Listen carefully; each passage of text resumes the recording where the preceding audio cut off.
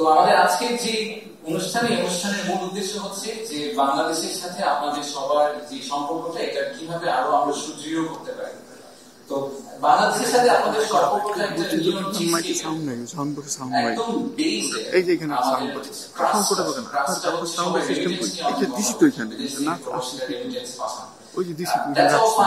সেটা অবশ্যই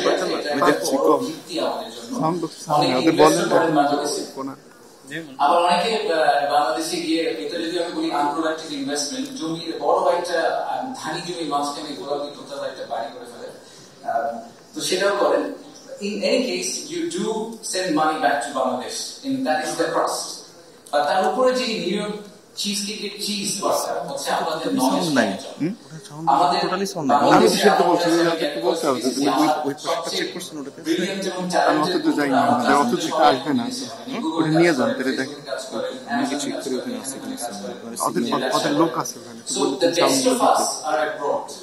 তাই যদি হয়ে থাকে তো বাংলাদেশের যে ইয়াং জেনারেশন যারা গত বছরের গণঅভ্যুত্থানটাকে লিড করেছে, যারা আমাদের ড্রাইভিং ফোর্স ছিল, তাদের যে এক্সপেকটেশন এন্ড দেয়ার আকাঙ্ক্ষা, তাদের যে আকাঙ্ক্ষা to learn and to excel, সেটার ব্যাপারে আপনাদের সাহায্য করার অনেক সুযোগ আছে। সো দ্য চিজ ইজ ইন নলেজ ক্যাপিটাল, যদি আপনারা ওই সাহায্যটা আমাদেরকে করতে পারেন। আর the topping of it is really if you are very successful here, the soft power you can give us. আমি জানি যে কিছুদিন পরে আমরা আশা করছি নিউ ইয়র্কের সুপ্রিম কোর্টে আমাদের জাজ হবেন বাংলাদেশে একজন, লুকিং ফরওয়ার্ড টু ইট। আমি জানি ন্যাশনাল এআই এক্সপার্ট হিসেবে কিছুদিন আগে একজনকে ঘোষণা করা হয়েছে, একজন বাংলাদেশি, উনারাও এখানে আসেন অনেক। So thank you for that. আপনারা যখন এরকম অনেক সাকসেসফুল হন এটা আমাদের জন্য খুবই গর্বের বিষয়, এবং আসলে পলিসি লেভেলে তখন আপনারা হয়তো ইন্টারভিউ করতে পারেন, ইনফ্লুয়েন্স করতে পারেন, সেটা আমাদের জন্য অনেক বড় একটা ব্যাপার। তো যেহেতু এই মাইগ্রেশনের একটা বড় অংশ হচ্ছে ইকোনমিক মাইগ্রেশন, তো আমি একটু বাংলাদেশের ইকোনমি দিয়ে শুরু করি। আমাদের দেশের কি অবস্থা আপনাদেরকে আপডেট দেওয়ার জন্য। So let's start with this very basic slide. আমাদের সবসময় আমরা বলেছি যে গণঅভ্যুত্থানের সময় আমরা যে দেশটাকে পেয়েছি সেখানে ইকোনমি একটা খুবই ডিফিকাল্ট সময় ভিতর দিয়ে যাচ্ছিল, অনেক কিছুতেই অনেক ধরনের সমস্যা আমরা আইডেন্টিফাই করেছিলাম।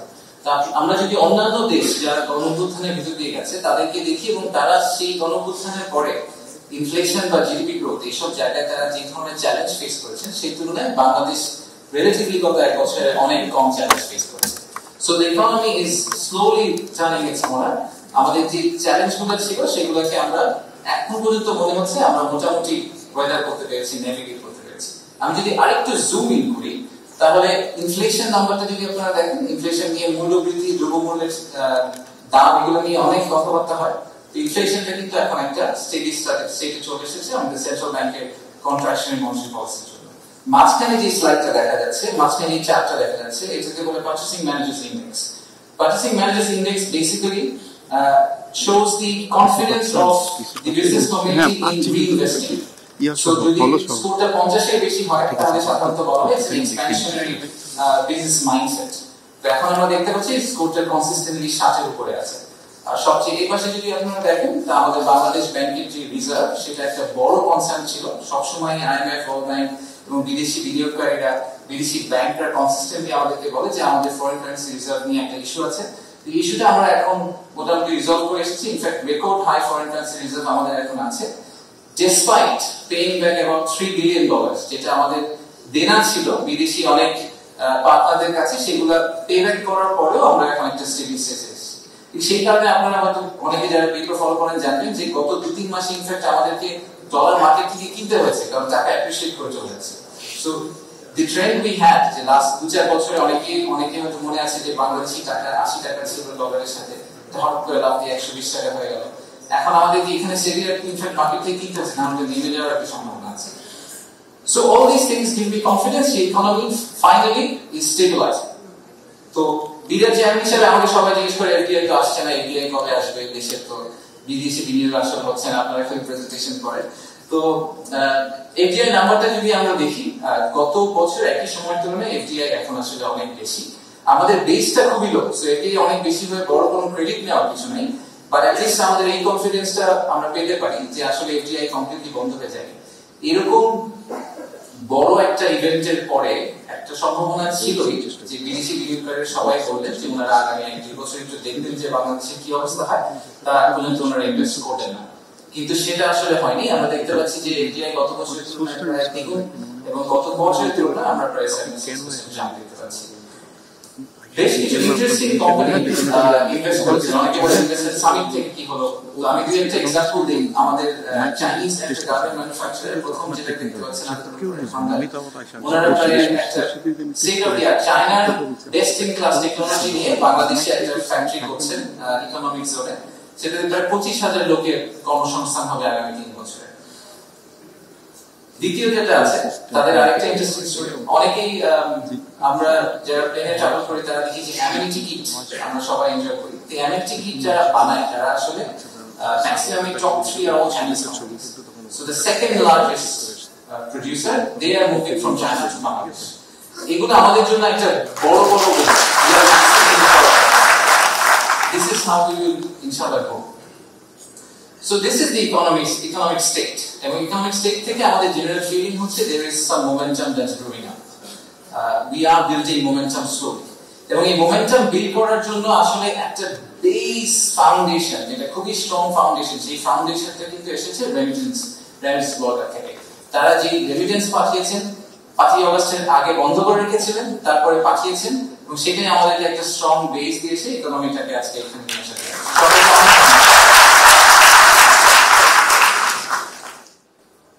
আমরা কি করছি? আপনারা তো অনেক কিছু করছেন। আমরা কি কিছু করছি কিনা? গত 1 বছরে আসলে প্রবাসীদের জন্য আমরা কিছু করলাম কিনা? তো প্রথমে আমি বিডার অ্যাঙ্গেল থেকে বলি, যেহেতু আমার সংস্থা। তো কয়েকটা জিনিস করেছি আমরা। প্রথমত আমরা একটা ইনিশিয়েটিভ লিস্ট ছিল আমাদের যে বাংলাদেশে বিনিয়োগ করতে যেসব সমস্যা ইনভেস্টররা ফেস করেন তাদের একটা লিস্ট বানানো হয়েছিল সব সিইওদের সাথে কথা বলে।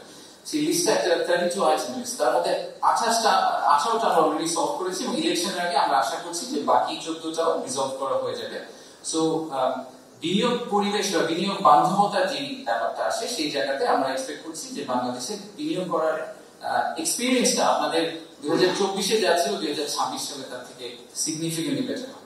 বাট এই দুইটা আরো জিনিস আমি খুব এক্সাইটেড। বিডারকে রিস্ট্রাকচার করা হচ্ছে। বিডার যে অর্গানাইজেশনাল স্ট্রাকচার ছিল এটাকে আমরা কমপ্লিটলি ঢেলে নতুন করে সাজাচ্ছি। ডিসেম্বরের মধ্যে এটা কমপ্লিট হয়ে যাবে এবং সেখানে আমরা আলাদা করে এনআরবিদের জন্য একটা টিম তৈরি করছি, এনআরবি সেল। তারা শুধুমাত্র এনআরবি ইনভেস্টরদেরকে আলাদা করে সার্ভিস দেবে। এখন থেকে আপনাদের and then finally ঠিক যেরকম রেমিটেন্স দেশে পাঠালে একটা ক্যাশব্যাক পাওয়া যায় যদি আপনি প্রপার চ্যানেলে পাঠান, তো কেন ইনভেস্টমেন্ট বাংলাদেশে নিয়ে গেলে ক্যাশব্যাক পাওয়া যাবে? সেটা আপনার নিজেরই হোক বা আপনি একজন বিদেশি ইনভেস্টরকে বাংলাদেশে নিয়ে গেলেন, আপনারা এখানকার ইনভেস্টমেন্ট কমিউনিটিকে অনেক বেটার চেনেন আমাদের তুলনায়, আমাদের পক্ষে এটা করা সম্ভব না। ঠিক সে কারণেই আমরা একটা ইনসেন্টিভ স্কিম চালু করছি, সেটাও এই ফোর্থ কোয়ার্টারে চালু হয়ে যাবে। If you take $100 million back to Bangladesh government will pay you $1 million as a recognition for your facilitation exercise. So এটা আমরা চালু করে দিচ্ছি। এবার যদি আমি একটু জুম আউট করি বিরাট থেকে, যে আর কি করা হয়েছে, আমাদের মাননীয় প্রবাসী কল্যাণ অ্যাডভাইজার আছেন, উনি ইনফ্যাক্ট প্যানেলে থাকবেন, so will explain more. But আরো অনেক বেশ কিছু কাজ করা হয়েছে এক্সপ্যাট্রিয়েটদের জন্য। বাট যেটা নিয়ে আমি আসলে সবচেয়ে পার্সোনালি এক্সাইটেড, এবং এটা আমি নিজেও কিন্তু এনআরবি ছিলাম একটা সময়, যেটা নিয়ে আমি সবচেয়ে বেশি excited is our right to vote.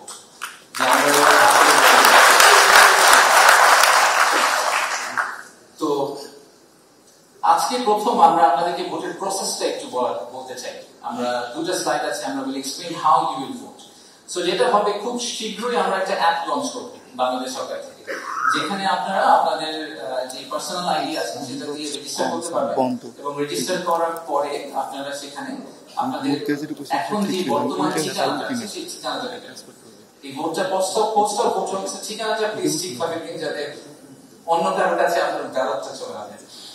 এই ঠিকানায় কিন্তু আপনার ব্যালট আসবে। সো যদি আপনি ভোটের দিন হঠাৎ করে ঠিক করেন যে না এখন আমি বাংলাদেশে চলে যাবো, বাংলাদেশে গিয়ে ভোট দিব, সেটা হবে না। আপনাকে আসলে ভোটটা এখান থেকে দিতে হবে। তা আপনার কাছে একটা এরকম সুন্দর খাম পৌঁছে যাবে, যে খামে একটা প্রি রেজিস্টার্ড খামও থাকবে, প্রিপেড খামও থাকবে, যেটা আপনি ফেরত পাঠাতে পারবেন ভোটটাকে।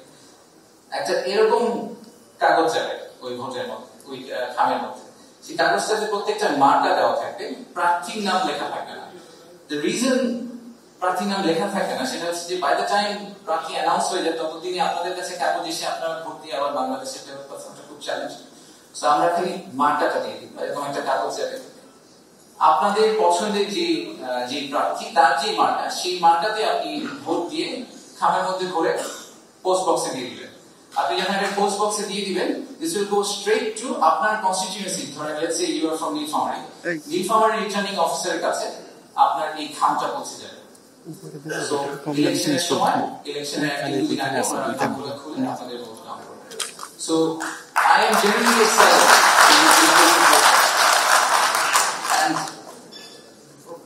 আমাদের এই যে একটা আগামী বছর ইনশাআল্লাহ একটা ফ্রি এন্ড ফেয়ার ইলেকশন হবে, আমরা সবাই ভোট দিতে পারবো। এই ভোট দিতে পারার ব্যাপারটা কিন্তু হঠাৎ করে হয়ে যায়নি। আমি শিওর আমরা সবাই জানি যে গত বছর আমাদেরকে যেটার বিরুদ্ধে যেতে হয়েছে দ্যাট ওয়াজ নট প্রিটি। আমি আপনারা অনেকে হয়তো বিদেশে ছিলেন, সোশ্যাল মিডিয়াতে দেখেছেন। আমি দেশে ছিলাম অর্ধেক সময় বিদেশে ছিলাম, সামনাসামনি দেখেছি। অনেকে এখানে আছেন যারা অ্যাকচুয়ালি রাস্তায় ছিলেন।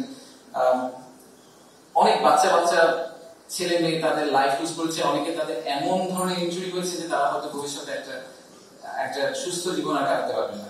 So this is very difficult. We won the vote through a lot of struggle. So ওই সময় একটা গান খুব বিখ্যাত হয়েছিল, আমি জানি না আপনারা শুনেছেন কিনা, যে মহিনী চৌধুরী, যে কত বিপ্লবী বন্ধুর রক্তে রাঙা বন্দি মাথা বেশি Kolkata. So this is our Bangladesh, এবং we have won this with a lot of struggle. We all have won this with a lot of struggle. So we cannot let that fail. So this is a generational opportunity, and in generational opportunity যাকে fully harness করার জন্য we need your help. So আজকের এই event থেকে all we expect, the purpose of this event, আমি ঢোকার সময় আমাকে জিজ্ঞেস করছি যে আজকের ইভেন্ট থেকে আপনার এক্সপেকটেশন কি? The expectation is a renewed sense of hope যে Bangladesh and its children abroad, we can work together and we can create something absolutely new. Thank you very much.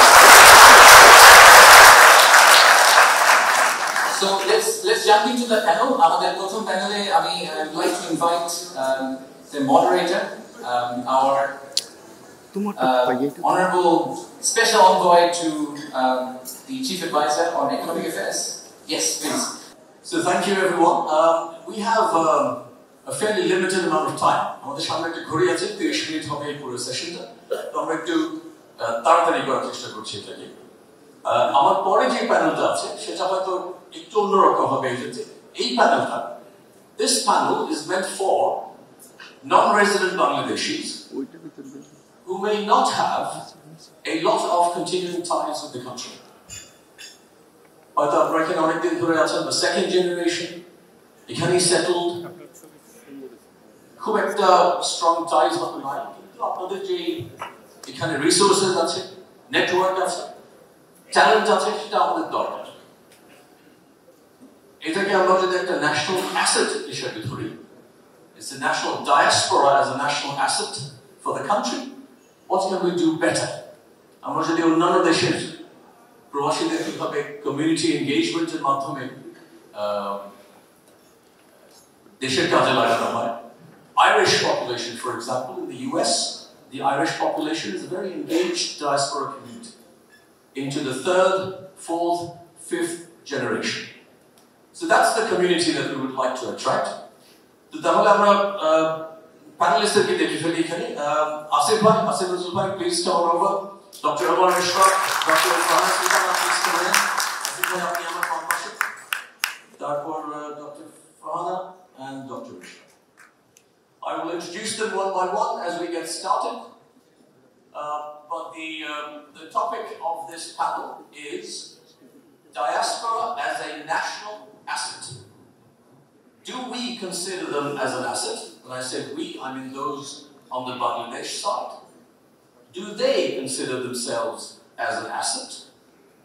If so, how can we harness that asset? That is the objective. So the way this is going to work is we have just under 30 minutes. There will be 3 sections.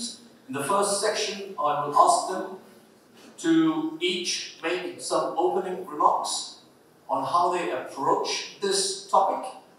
Bangla ইংরেজি যেটাদের বলতে চান mix করে বলা যাবে। So first round, opening introductory comments. Then I will ask them one follow-up question, and then I'll open it up. And there will probably be time for 3 questions from the audience. Okay, so let's.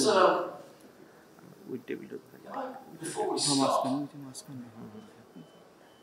the type of NRB that I just described may be second generation, maybe here for a very long time.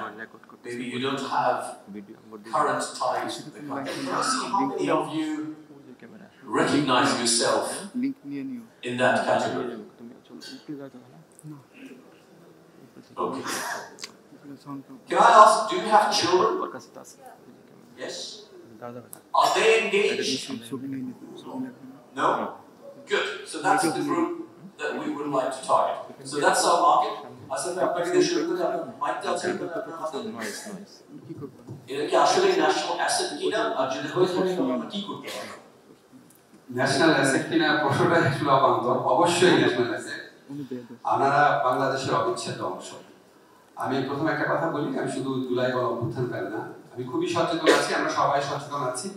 বাংলাদেশের মহান মুক্তিযুদ্ধের পর থেকে যত গণতান্ত্রিক সংগ্রাম হয়েছে এবং ইন পার্টিকুলার যখন জুলাই গণঅভ্যুত্থান হয়েছে, আপনাদের অত্যন্ত গৌরবজনক ভূমিকা ছিল।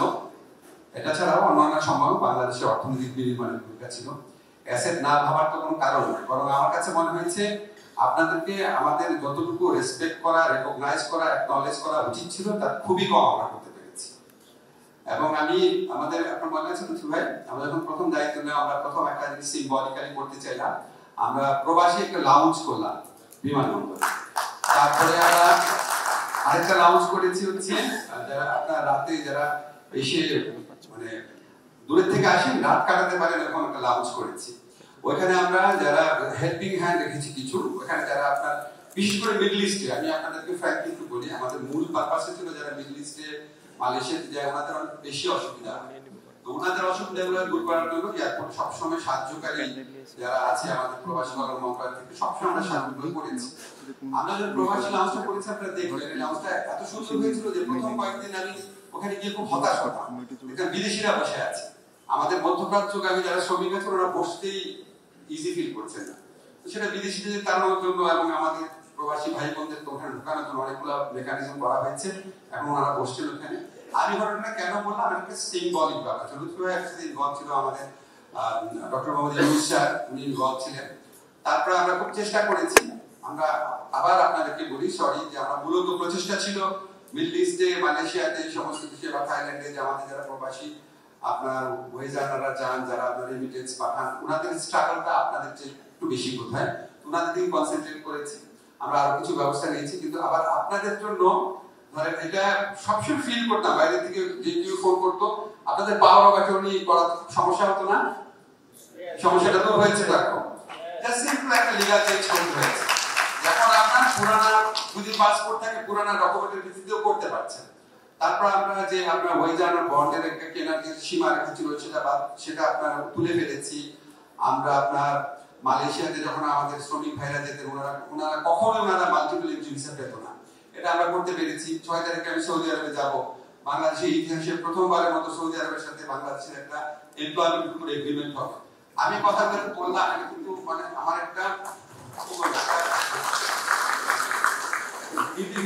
বললাম, আমার সিনসিয়ারলি মনে হয় আমি যে বাইরে যখন পড়াশোনা করতে আমার স্কলারশিপ শেষ হয়ে গিয়েছিল, আমি আপনাদের মানে ভালোবাসা স্নেহের কারণে আমি লন্ডনে ছিলাম, আমার পিএইচডি শেষ করতে পেরেছি। এবং আমি যেই সাপোর্ট, শুধু আমি না, আমি দেখতাম ওখানে যারা বাংলাদেশি কমিউনিটি ছিল, প্রত্যেকে আপনারা যেভাবে বরণ করে নেন, যেভাবে সাপোর্ট করেন, যেভাবে দেশের জন্য এগিয়ে আসেন, সবসময় যেভাবে দেশকে নিয়ে ভাবেন, আমার সবসময় মনে হয় বাংলাদেশের মানুষ যেখানেই যায় বাংলাদেশে আসলে থাকে। মাঝে মাঝে একটু কষ্ট লাগে যে আপনারা কেন আওয়ামী লীগ, বিএনপি বা বাঞ্ছারামপুর থানা একটা কেন নিয়োগে বা লন্ডনে করবেন, আপনারা কেন মেইন স্ট্রিম পলিটিক্সে ঢুকবেন না, এটা মনে হয়। কিন্তু এদের পেছনে যে ভালোবাসাটা দেশের প্রতি, এটা অভিভূত করে আমাকে। Thank you so much, Asif. Let's move on to Dr. Farhana Sultan, educator, academic, researcher, speaker, very vocal, visible public advocate on behalf of Bangladesh, and a warrior on social media against disinformation. Over to you. Thank you, Dr. Bhai. Hello, everyone. So I believe the question is, how do we engage the diaspora further? আমার যেটা মনে হয় যে specially যারা second generation বা আমাদের first জেনারেশনের মধ্যে যারা অনেক দিন আছেন, I guarantee আপনারা July Revolution did you not feel more patriotic? Can I see a show of hands? Revolution সময় how many people felt more connected to the country? সবাই. All right, okay, it took a little bit of time, but প্রশ্নটা সবাই বুঝেছে। সেই জন্য তো আমরা এখানে এসেছি, right? So কি কাজ করেছি আমরা? What did we do? What kinds of roles did we play? So I think the diaspora played a very vital role in raising awareness, fighting missing and disinformation. আমাদের প্রিয় দেশভূমি নিয়ে যেসব কথাবার্তা রটেছিল সংবাদে বা সোশ্যাল মিডিয়াতে বা পার্সোনালি অনেক মিসপারসেপশন হয়েছে। So fighting those issues is a really important role. So the diaspora came together in many, many ways for information, over not just remittance, but also in trying to play roles in policy advocacy, which is something that I've been also involved with. There's volunteer groups across Bangladesh that we're trying to raise the profile of Bangladesh. আপনি অন্য যে কোনো immigrant group থাকেন, যেটা বলেন Irish বলেন বা অন্য দেশরা, ওদের একটা ভয়েস আছে এই দেশে, যে দেশে তারা থাকুক, এবং they engage with the local policy makers, local থেকে national level. So I really hope that we can do that. So even though I'm an educator, আমরা কিন্তু we can play the role of bridge building.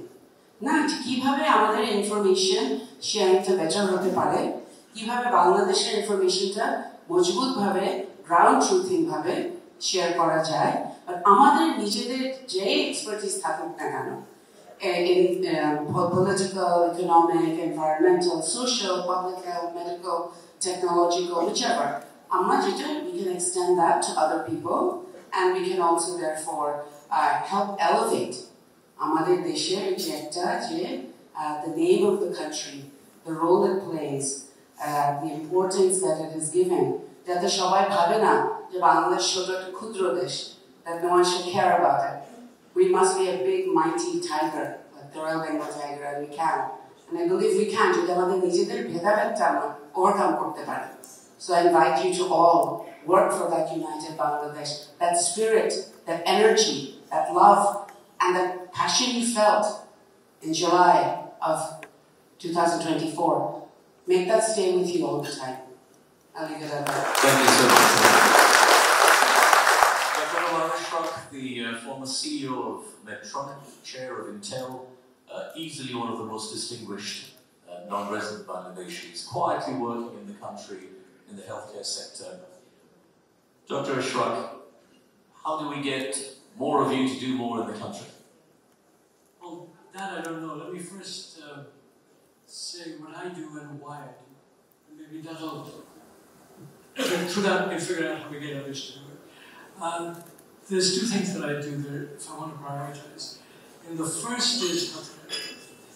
And not just do it locally, but because of my experience and my connections in the US and in other countries, I have access to healthcare capabilities in the West. And to the degree that I can use those capabilities in my own way to help healthcare in Bangladesh, that I found as a unique advantage that I have, and I'm trying to do that. So in other words, use my connections here,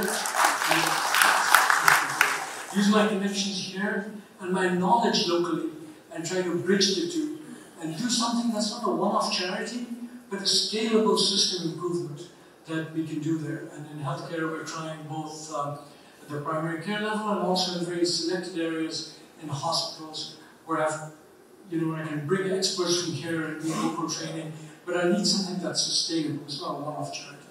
So that's the first reason. The second is a little more personal. Look, I'll be absolutely honest with you. If I myself don't go to Bangladesh and don't tell my family about it, my children and my grandchildren won't even know what it is. I'm just being blunt about it. I mean, there's lots of countries to go to, there's lots of places to go to vacation if you're an American, and Bangladesh is not on the list. And they won't go there. And so I consider it my responsibility and my passion and my desire to make my children at least know where they came from. And give them, that's one reason. The other is give them a view that the world is more than what America is. An American child growing up in a US city has no idea that a person selling, peanuts in the street in Dhaka making almost no money is actually happy. Happier than many other people here. And I want my children to see that. And to understand that the world is more than what the US is about making money, that there's other values, that there's other ways in which people live, and that they can learn from that and contribute to that. So these are the two primary reasons I felt it important that I stay connected and do whatever I can.